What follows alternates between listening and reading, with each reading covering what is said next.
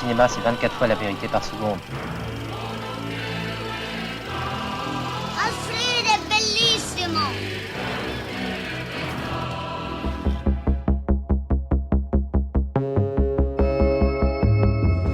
Je vais remplacer M. Capadis pendant quelques semaines. Alors je vous demanderai de l'accueillir avec bienveillance et gentillesse, hein, comme vous savez le faire. Les élèves de la 3e 1 ont obtenu la meilleure moyenne de l'académie ces 4 dernières années. Quel âge est-ce que vous avez? J'ai 40 ans. Mais du coup, pourquoi est-ce que vous êtes encore suppléant? Je vous demanderai d'être particulièrement attentif à leur cas. Regarde ce qu'ils ont répondu à la question 8. Quel métier voudriez-vous exercer? Manutentionnaire, hôtesse de caisse, femme de chambre, professeur, suppléant. Tiens, ça c'est pour toi, c'est dans ta gueule. Allô? Allô? C'est donc une adaptation d'un roman qui s'appelle L'heure de la sortie, qui a été écrit par Christophe Dufossé, qui est sorti en 2002. Et j'ai lu le livre quand il est sorti, et une semaine après, j'ai acheté les droits du livre, sans production, sans rien. J'avais 25 ans, et j'ai commencé à faire une adaptation. J'ai cherché des producteurs à l'époque, et je n'en ai pas trouvé. Et donc j'ai laissé de côté ce projet, et après avoir fini l'écriture de mon premier film Irréprochable, en fait j'ai commencé à parler de cette envie à ma productrice, parce que c'était un projet que j'avais jamais mis vraiment de côté. Et donc voilà, et dans un deuxième temps ça a été de reprendre le script, mais je n'ai pas relu le livre, que j'avais pas lu du coup depuis 15 ans, pour vraiment travailler sur les souvenirs et les réminiscences que j'en avais. Et puis puisque c'est un livre qui parlait aussi de l'adolescence, dans le milieu de l'école, il y avait une grosse réadaptation aussi à faire, puisqu'évidemment le monde en 15 ans avait beaucoup changé. Quand j'ai lu le livre, d'un seul coup, je me suis complètement projeté dans la mise en scène, tout de suite, avec des images assez précises. Je crois qu'ils sont d'ailleurs encore là. Évidemment, j'avais fait un film avant, donc j'ai évidemment évolué, mais il y avait tout de suite à la lecture quelque chose de très mystérieux, quelque chose qui racontait le monde avec lequel je me sentais en adéquation, en fait, où je me reconnaissais beaucoup dans cette histoire. Et puis voilà, un mystère, et d'un seul coup, ça a vraiment fait naître des sons, des images tout de suite. Et voilà, et donc c'est pour ça, je pense que le projet m'a jamais quitté, et que ça n'a été qu'une infusion finalement quoi, pendant 15 ans. Le genre, c'est un grand mot, hein, très, très large, mais en tous les cas, avec ces codes-là, j'ai l'impression que moi, en tant que spectateur, que message, s'il y a message, c'est toujours plus intéressant de le faire passer de cette manière-là, derrière aussi un truc à voir avec le divertissement, et j'ai aucun problème avec ça, bien au contraire.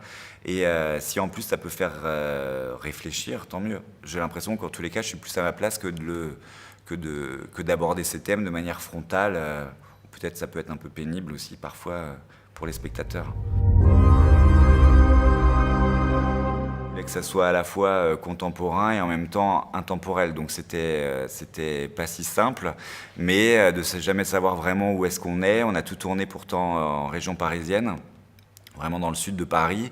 Et quand on a trouvé l'école, donc c'est un établissement qui s'appelle les Apprentis d'Auteuil, qui est j'ai oublié le nom de la ville. Après, la salle de classe est entièrement recréée quand même dans le collège. Mais il y avait voilà, une ambiance avec ces bâtiments avec des murs extrêmement épais. Enfin, vraiment une ambiance qui, moi, pouvait me rappeler vraiment des films de collège anglais que j'aimais beaucoup. Certains d'autres générations me parlent de Harry Potter. Moi, je connais pas bien, donc c'était pas ma première référence. Mais pourtant, c'est un établissement qui est au sud de Paris et qui est à la fois assez unique, inouï. Il y a aussi la chapelle qui était dans laquelle il y a les chorales du film, qui étaient aussi là-bas. Donc c'était de trouver des lieux qui soient à la fois, comme vous disiez, tout à fait quotidiens finalement, quoi, mais la manière dont on les a réagencés, réhabités, et la manière dont elle les a filmés, qui donne une inquiétante étrangeté que je recherchais. On a rencontré environ 150 enfants, ce qui n'était pas non plus ce qui n'était pas non plus extraordinaire. Mais c'est vrai que sur ce film-là, avec ces rôles-là, on ne s'est pas lancé dans du casting sauvage. En fait, c'était des jeunes acteurs qui avaient eu quand même déjà qui avaient déjà eu des expériences, qui avaient tourné dans des téléfilms, dans des films. Mais en tout cas, sur le groupe des 6 à l'intérieur de la classe, ça a été très immédiat en fait. Quand Victor Bonnel, qui joue Dimitri, et Louana Bajrami, donc qui joue Apolline, sont arrivés, je savais que c'était eux tout de suite. Les entretiens qu'on a fait avec eux et les premiers essais n'ont fait que confirmer ça, parce que je recherchais quand même déjà aussi des têtes, des gueules un peu même, parce qu'ils ont vraiment des visages très atypiques, très puissants, et à la fois... je crois qu'on a réussi sur ces 6-là à choper un moment très court dans une vie, c'est-à-dire vraiment entre l'enfance, l'adolescence évidemment, mais un moment qui dure pas longtemps en fait, quoi. Et c'était drôle parce que quand on a fait les post-synchro, tous les garçons avaient mué en fait, quoi. Donc on a vraiment réussi à avoir un petit temps qui moi me bouleverse en fait, et donc je voulais pas que ça soit des ados qui soient déjà... Je dis ça, je ne sais pas du tout la vie sexuelle de mes adultes, mais de moi, ce que je projetais, où j'avais pas envie non plus de jeunes qui soient hyper sexualisés, qui soient vraiment encore un pied dans l'enfance, et que leur regard, du coup, aussi pessimiste, aussi lucide sur le monde, d'un seul coup, était d'autant plus bouleversant. C'est vrai qu'il y a une certaine indifférence. Après, le film parle aussi justement de ce mur un peu infranchissable entre ces deux générations.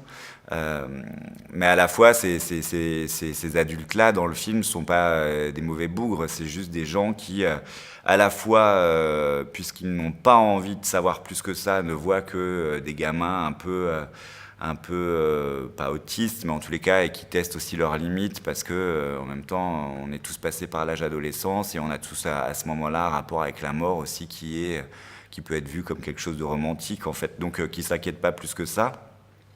Et puis c'est aussi des personnages, je voulais parler, puisque les adultes sont de ma génération dans le film, et c'est ce qui m'intéressait aussi, comment on se protège aussi face à la dureté du monde qui nous entoure, simplement en étant un peu joyeux dans ses amours, dans les fêtes, ou je sais pas, ou enfin d'essayer quand même de construire quelque chose en faisant des enfants ou en étant proche de sa famille, quelque chose qui fait que le monde est supportable aussi. Et c'est vrai qu'il est mis en opposition par ce regard extrême, oui, je crois quand même lucide, même s'il est extrême, de ces enfants qui, dans le bouquin, n'étaient pas du tout des surdoués, par exemple. Ça, c'est vraiment un changement important par rapport à l'adaptation, mais qui faisait aussi qu'on pouvait aller plus loin, parce que moi, j'ai quand même envie de faire un film qui soit un thriller, et que le spectateur soit dans cette paranoïa et accroché à son fauteuil. Donc, il y avait aussi tous les codes que j'avais envie de mettre en place pour atteindre ça. Évidemment que la question écologique, le rapport aussi que les enfants ont avec l'image, ce qui prend quand même beaucoup de place dans le film aussi, ça faisait partie évidemment de cette réactualisation du livre, et surtout avec des choses que moi j'avais envie de raconter en fait. Donc, mais c'était intéressant justement pendant le casting sur les enfants qu'on a fait avec les enfants, parce que on a tout de suite commencé par ça en fait, à chaque fois par quelles sont vos peurs en fait sur le monde. On a fait le casting maintenant il y a 1 an et demi, donc sans grande surprise, la première peur c'était les attentats, parce que c'était encore très très frais, mais j'étais très surpris quand même de réaliser que 95% des mômes, la deuxième chose qui venait, c'était l'avenir de la planète. Cette peur, elle est très très présente et assez précise en fait, beaucoup plus que ma génération.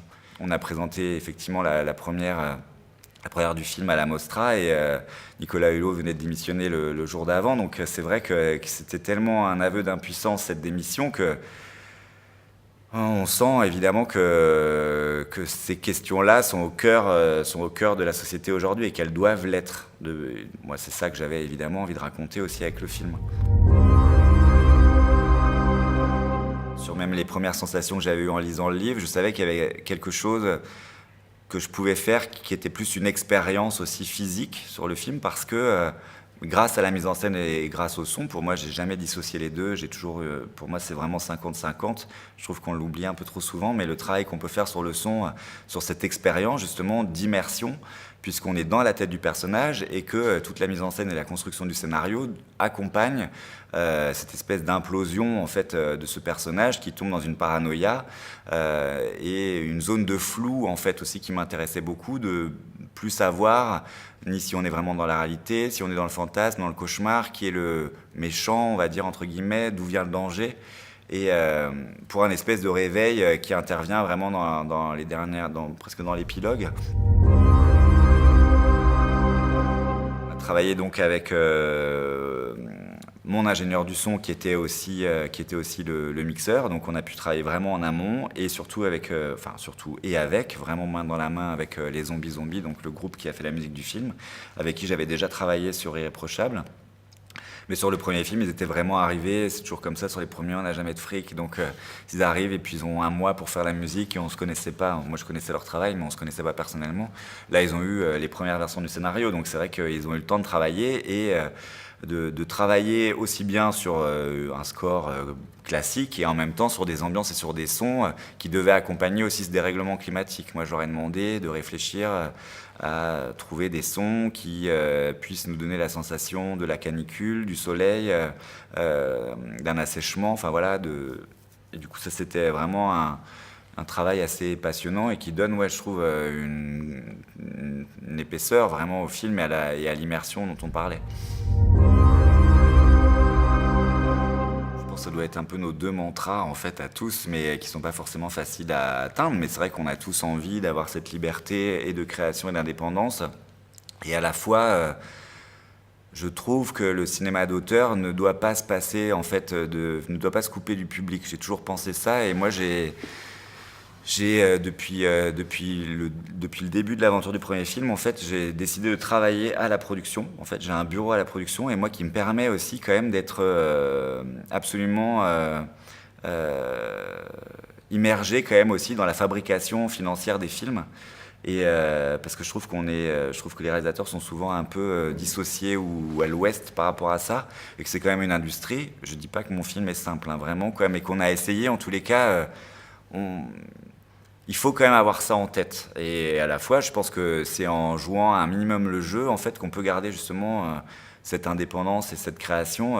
Franchement, moi, j'ai un film à 3 millions, qui n'est pas un gros film, mais quand même 3 millions, avec un film qui est quand même très personnel et à la fois qui, je le sais maintenant un peu, après les premiers festivals, les premiers retours, qui peut faire débat et de ça, mais qui touche les spectateurs.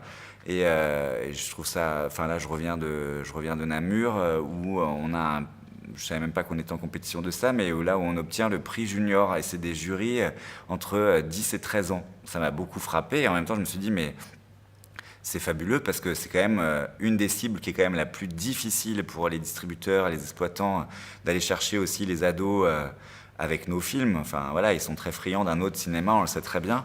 Et nous, on sait que c'est un film qui s'adresse aussi à eux parce qu'il parle d'eux et tous les gamins qui ont vu le film sont extrêmement réceptifs. Donc ça, c'est déjà une première bataille de gagner. Mais après, comment est-ce qu'on les fait venir en salle, ça, c'est autre chose.